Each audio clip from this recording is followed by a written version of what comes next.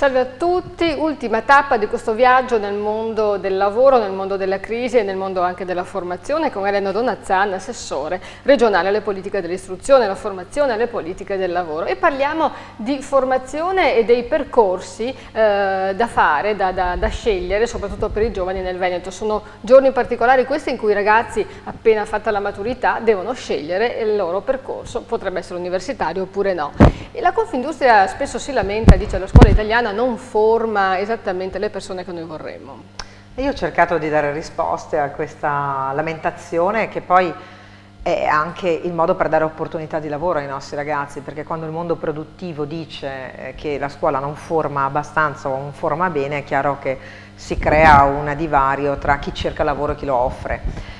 Allora cosa abbiamo fatto in questi anni in Veneto? Anche con la collaborazione delle associazioni di categoria, in primis Confindustria, ma anche con la Confartigianato, ma anche con le relazioni con i commercianti. Abbiamo cercato di adattare, adeguare i percorsi scolastici verso quello che era il bisogno del mondo del lavoro. E abbiamo ottenuto grandi risultati, prima perché al contrario del resto d'Italia, dove gli iscritti ai licei sono molto maggiori di quelli iscritti all'istituzione tecnica o professionale, noi qui li abbiamo invece abbastanza in equilibrio e quindi quasi il 40% si iscrive ai percorsi tecnici ed è una cifra importante. La seconda cosa è che noi abbiamo una peculiarità in Veneto, che è la scuola della formazione professionale, i percorsi di 3 anni dopo le scuole medie, con molti laboratori, meno teoria e molti laboratori, per quei ragazzi che hanno un'intelligenza soprattutto nelle mani. E allora ci sono percorsi legati al turistico, alberghiero, piuttosto che alla meccanica, alla grafica, e l'inserimento lavorativo è altissimo. Pensi che durante la crisi queste scuole danno occupazione a oltre il 50% immediatamente, e gli altri, i restanti, molto spesso tornano motivati nei percorsi dell'istruzione superiore, quindi fanno il terzo, il quarto e il quinto anno. E poi c'è il passaggio tra istruzione, quella dell'obbligo, e l'università. Lì faccio un appello. Cerchiamo di non andare a iscriverci tutti a giurisprudenza, lettere, a scienze della comunicazione, perché le nostre aziende chiedono ingegneria, economia aziendale con conoscenza di lingue straniere, chiedono percorsi che siano utili al mondo del lavoro. Certo. Ecco, si dice che l'Italia ha pochi laureati rispetto al resto d'Europa, no? E quindi? E quindi hanno fatto un'operazione qualche anno fa, che è passata poi alla storia come il 3+2, cioè per aumentare il numero hanno spaccato il percorso universitario, risultato pessimo, sì, perché la laurea triennale non è considerata in effetti una laurea, però intanto uno si chiama dottore, qua tutti dottori, no? Tutti Ecco.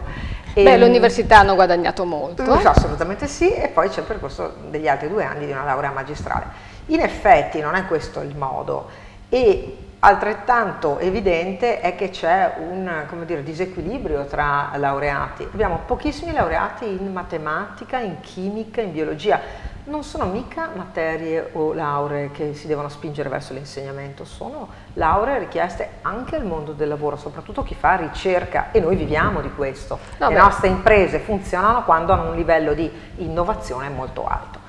E dall'altra abbiamo tantissimi laureati, come le dicevo prima, in giurisprudenza. Ora, studi legali ce ne sono anche troppi e non tutti lavorano, e molto spesso anche l'entrata nel mondo del lavoro di questi percorsi è molto lunga, è molto faticosa ed è fatta anche da nonnismo vero. Cioè, voi credo che tutti noi conosciamo qualche laureato, qualche neo-avvocato che il praticantato l'ha fatto gratis, andava praticamente a fare fotocopio o a fare lo sguattero di qualcuno, non pagato per anni, per poi andare ad avventurarsi in qualche studio magari proprio, no? Con tutte le difficoltà del caso. Io credo che non sia questa la buona strada. E quindi si tratta di ridistribuire in qualche modo le scelte. Sì, la domanda è come, no? È come? Sì, perché è una questione culturale, no? Sì. E quindi voglio dire, questi 5 minuti possono servire, è una goccia che viene messa in rete e può servire, importante. ecco, però voglio dire, bisognerebbe un po' di parlarne un po' di più, proprio perché un ragazzo dovrebbe cominciare a dire,